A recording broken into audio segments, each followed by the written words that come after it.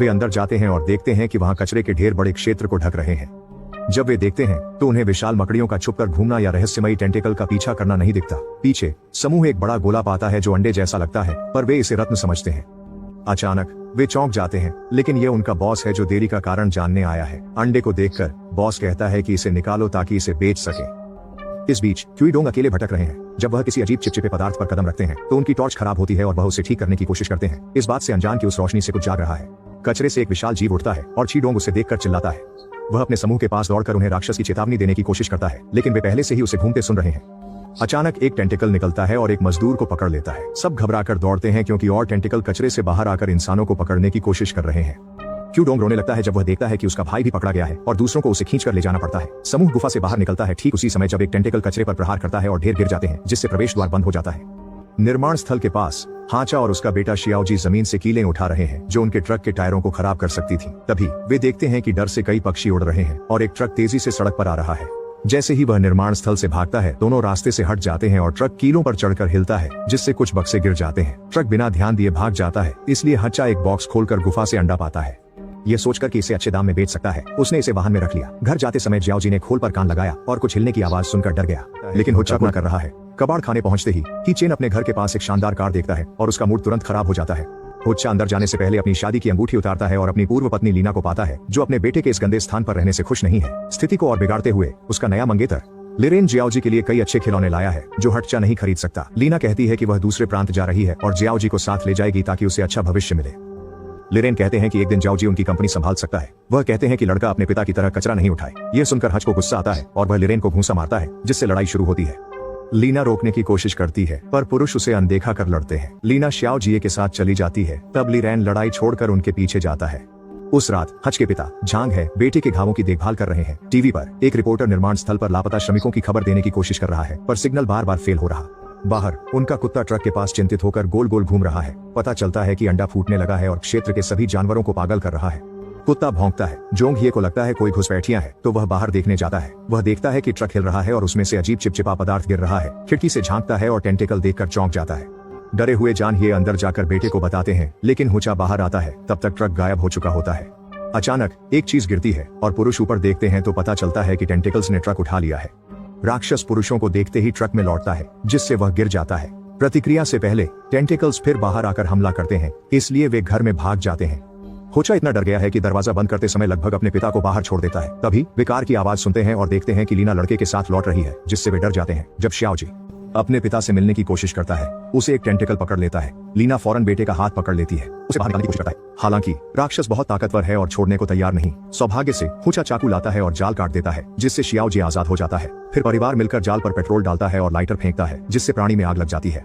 राक्षस दर्द में चिल्लाता है क्योंकि वह मर रहा है, जबकि हाचा को लगता है कि उसने पैसा कमाने का मौका गंवा दिया। जब समूह घर में आता है, हुचा सोचता है कि यह प्राणी यहाँ कैसे आया और शियाओजी बताता है कि यह अंडे से निकला है। ऐसे उसी समय लिरेन भी आता है। बॉडीगार्ड्स देखते हैं कि सब ठीक है, इसलिए वह लीना पर नाराज होता है कि उसने उसे बुलाया और उसकी व्यापारिक बैठक में बिना वजह बाधा डाली। अचानक पूरा स्थान हिलने लगता है और लाइट्स टिमटिमाती हैं क्योंकि आंगन में एक और बड़ा राक्षस प्रकट होता है। जल्द ही घर गिरने लगता है क्योंकि तंतु पूरे भवन को दबा रहे हैं। छत टूट गई है और इंसान अब राक्षस का डरावना चेहरा देख सकते हैं। ये घर में आना चाहता है और खिड़कियां तोड़ने लगता है, जिससे सब घबरा जाते हैं। लिरेन अपनी मंगेतर की परवाह किए बिना भागता है और उसके डरे अंगरक्षक भी उसके साथ भाग जाते हैं। राक्षस गरजता है और फेंकना शुरू कर देता है। वे लोग आसपास थे, कचरे पर मारते हुए फिर लिरेन को पकड़ लिया। वह उसे देखता है और फिर फेंक देता है। फिर यह परिवार की तरफ मुड़ता है, भागो। हालांकि झांग गिर जाता है और हचा उसकी मदद के लिए रुकता है। इस मौके का फायदा उठाकर राक्षस शियाओजी को पकड़ लेता है और इस प्रक्रिया में दोनों माता पिता को धक्का देता है। शियाओजी को सूंघने के बाद राक्षस जमीन में कूदता है और बच्चे के साथ गायब हो जाता है। हचा और लीना उस गड्ढे में देखने दौड़ते हैं, लेकिन वह बंद हो चुका है। लीना सदमे में है, जबकि एक हताश हचा जमीन खोदने की कोशिश करता है अपने हाथों से। अंत में वह हार मान लेता है और लीना को समझाने की कोशिश करता है, जो उसे थप्पड़ मारती है और धक्का देती है क्योंकि वह टूट जाती है। टीवी पर वे राक्षस होने की संभावना पर बात करते रहते हैं। ढीला है तो लीना गुस्से में रोकती है। कुछ देर बाद उनका धूप टूटता है। समुद्री जीव विज्ञान के प्रोफेसर लाओजा और उनके सहायक आहलेई, जो एक विशेष उपकरण के साथ राक्षस का पता लगा रहे हैं, बहुत उत्साह के साथ कई सवाल पूछने के बाद प्रोफेसर बताते हैं कि वह झांग है के पुराने दोस्त हैं। लाओजा ने टेंटिकल को ध्यान से देखा और बताया कि उन्होंने गुफा के जीव की संतान मार दी। जब वह अंडे की खोज में आया तो उसे शियाओजी की गंध मिली और उसने सोचा कि वह उसका बच्चा है। इसका मतलब है कि लड़का शायद जीवित है। इस बीच शियाओजी कचरे की गुफा में जागता है और समय पर अपने चेहरे पर गिरने वाली बड़ी मकड़ी को हटा देता है। जैसे ही वह अपने माता पिता को पुकारता है, उसके सिर के पास रहस्यमयी कीड़ों का झुंड उड़ता है। फिर राक्षस आता है और शियाओजी डर से पीछे हटता है। फिर वह प्राणी अपना चेहरा खोलकर मुस्कान दिखाता है। ये बच्चे को शांत करने के लिए चाटता है। शियाओजी अभी भी डरा हुआ है और चाटना नहीं चाहता तो राक्षस हताशा में दहाड़ता है। तभी वे संगीत सुनते हैं और वे भ्रमित होकर इधर उधर देखते हैं जब तक यह समझ आता है कि आवाज जानवर के पेट से आ रही है। प्राणी दर्द में चिल्लाता है और गिर जाता है, जबकि शियाओजी भ्रमित होकर देखता है। फिर राक्षस छिपने के लिए भागता है, कचरे के पीछे छिपकर टूटने का प्रयास करता है, मशीन पर कोई फायदा नहीं। शियाओजी मौके का फायदा उठाकर भागने की कोशिश करता है, पर बाहर निकलने का रास्ता नहीं मिलता। कचरे में एक रेडियो है, शियाओजी उसे भी आजमाता है, हालांकि यह काम नहीं करता। राक्षस की दर्द भरी चीख सुनकर शियाओजी को बुरा लगता है और वह मदद की पेशकश करता है। प्राणी के मुंह से कुछ तार बाहर आ रहे हैं, इसलिए शियाओजी उन्हें खींचता है जब तक कि वह राक्षस के शरीर से मशीन को बाहर निकालने में सफल नहीं हो जाता। राक्षस तुरंत अच्छा महसूस करता है और शियाओजी को पकड़कर जीवन बचाने के लिए धन्यवाद देता है, फिर उसे नीचे रख देता है, कचरे पर गिरकर झपकी लेने के लिए। कबाड़ खाने में लाओ जिया परिवार से कहता है कि बेटे को छोड़ दे, लेकिन जैन है प्रोफेसर को याद दिलाता है कि उसने उसके जीवन को बर्बाद करने के बाद एहसान चुकाना है, जब उसने उस फैक्ट्री पर मुकदमा किया जिसमें वह काम करता था, जिससे जैन है की नौकरी गई। अपराध बोध हो रहा है। लाओ जिया अपने परिवार को अपनी लैब में लाता है, जहां वह राक्षसों की मूर्तियां रखता है जिनका वह अध्ययन करता है।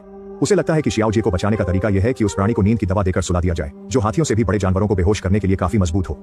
लाओ जिया बताते हैं कि उन्होंने एक रासायनिक पदार्थ बनाया है जो राक्षस को मार सकता है, लेकिन इसे तभी इस्तेमाल करें जब राक्षस पूरी तरह दुष्ट हो। यह अंतिम उपाय है। इस बीच शीडोंग अपने खोए दोस्तों के बारे में सोचता रहता है और बदला लेने की योजना बनाता है।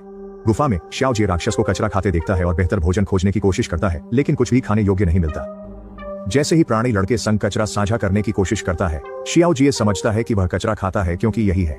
राक्षस को खाते देख हंसते हुए शियाओजी कचरा उसके मुंह में फेंकने लगता है, जो उनका खेल बन जाता है। जब जियाओजी देखता है कि राक्षस बुरा नहीं है, तो वह उसके साथ खेलने लगता है, यह दिखाते हुए कि वह सुपर हीरो है जो दुश्मन को हरा देता है। राक्षस भी जियाओजी के काल्पनिक हमले के तहत गिर जाता है और खुशी से उसके साथ खेलने को तैयार रहता है। कुछ समय बाद शियाओजी प्राणी के पेट पर सो रहा होता है जब उसे अजीब आवाज से नींद खुलती है। वह जांचने जाता है, तभी एक अजनबी उसे पकड़ लेता है। यह एक श्रमिक है जो प्राणी को मारकर लड़के को बचाना चाहता है। जब शियाओजी उसे रोकने को कहता है क्योंकि यह राक्षस इंसानों को नहीं खाता, तो वह आदमी सोचता है कि वह भ्रमित है और बताता है कि उसके साथी मर चुके हैं। फिर वह आदमी प्राणी के पास धीरे से जाता है, टेंटिकल्स से बचते हुए, लेकिन प्राणी उसे महसूस कर लेता है और उसके पीछे दौड़ने लगता है। वह मजदूर शियाओजी को पकड़कर घबराहट में भागता है, लेकिन जल्दबाजी में गलती से शियाओजी को गंदे पानी में गिरा देता है। प्राणी पास आ रहा है, इसलिए वह आदमी शियाओजी की मदद किए बिना भागता रहता है, जो धीरे धीरे डूब रहा है। जैसे ही वह कर्मचारी दानव द्वारा कोने में गिरता है, एक बड़ी मकड़ी पीछे से उसकी ओर बढ़ती है। दानव उसे देख गरजता है, मकड़ी भाग जाती है और कर्मचारी बेहोश हो जाता है। फिर प्राणी अपने टेंटल से शियाओजी को पानी से बाहर खींचता है। आखिरी पल में उसे धीरे से जमीन पर रखकर जगाने की कोशिश करता है, पर शियाओजी जवाब नहीं देता और दानव रोने लगता है। इस बीच लाओ जिया माता पिता संग दानव को खोजने की तैयारी में है। हज की कार में इंतजार करते हुए लीना को कुछ अजीब दवाइयां और हज की शादी की अंगूठी संग एक कागज मिलता है। कागज से पता चलता है कि हज को पुरानी बीमारी है। जब हज कार में आता है, लीना रोने लगती है। वह पूछती है कि उसने बीमारी क्यों नहीं बताई और सोचती है कि क्या तलाक का यही कारण था। हुचा कहते हैं कि वह कल्पना कर रही है और वह सिर्फ अपने बेटे संग समय बिताना चाहते हैं। तभी जंग है आकर कहते हैं कि चलने का समय हो गया है। परिवार सुरंग पर पहुंचता है और देखता है कि शीडोंग के नेतृत्व में कामगार गुफा खोलने को विस्फोटक लगा रहे हैं। वे परिवार से हटने को कहते हैं क्योंकि वे राक्षस को मारने के लिए जहर छोड़ेंगे। इसलिए हचा उनसे रुकने की विनती करता है क्योंकि शियाओजी जीवित है और जहर उसे भी मार देगा। बहस होती है। शीडोंग कहता है कि वे प्राणी को जीवित नहीं छोड़ सकते, नहीं तो वह शहर पर हमला करेगा। हुचा उसे डांटता है क्योंकि उसकी योजना से लोग मर सकते हैं। झांग हाई इस मौके का फायदा उठाकर समूह को धकेलते हुए गैस मशीन को नुकसान पहुंचाता है। परिवार गुफा में जाता है, कचरे में भटकते हुए आलेई उपकरण का उपयोग करती है और समूह उसका पीछा करता है। हुचा को जियाओजी की चाबी मिलती है, जिससे उसे उम्मीद मिलती है। आखिरकार वे राक्षस को शियाओजी के पास पाते हैं और सबसे बुरा सोचते हैं। माता पिता बेटे के पास दौड़ना चाहते हैं, लेकिन जांगहाई उन्हें रोकता है, कहता है कि वे इतने बड़े जानवर से नहीं लड़ सकते। प्राणी उन्हें सुन सकता है, लेकिन अभी अनदेखा करता है। फिर लाओ जिया बेहोशी की दवा चलाता है, जिसे राक्षस अपनी टेंटिकल से हटा देता है। अब गुस्से में प्राणी गरजता है और मुखौटा पहन लेता है। चा दूसरी गोली चलाता है और लीना उस पर यौगिक की बोतल फेंकती है।